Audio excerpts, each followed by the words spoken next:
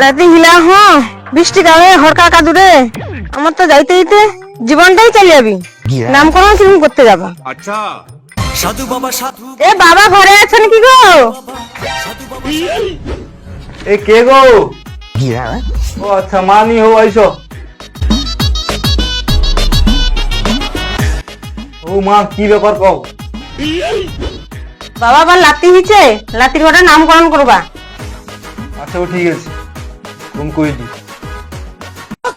যদু বাবা আমার একটু পাঞ্জিটা একটু নিয়ে আয় তো। আচ্ছা বাবা তোমার পাঞ্জি।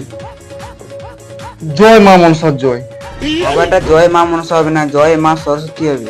হ্যাঁ রে, জয় মা সরস্বতী, জয় মা সরস্বতী, জয় জয় মা সরস্বতী জয়। মা তোমার লাতির নামটা পাইছি।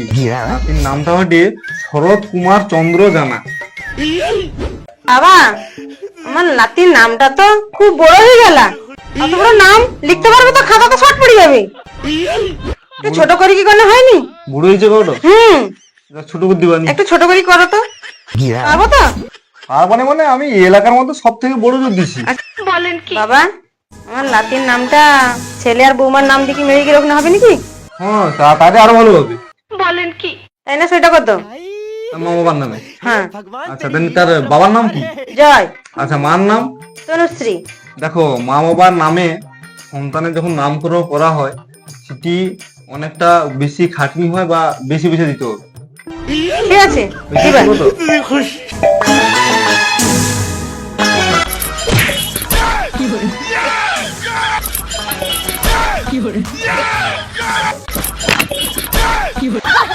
এবারই পাইছি গো পাইছি দুধু আরে আরে পাইছি অনেক কষ্টের পর পাইলি রে নামটা। বাবা কি নাম হিলা গো?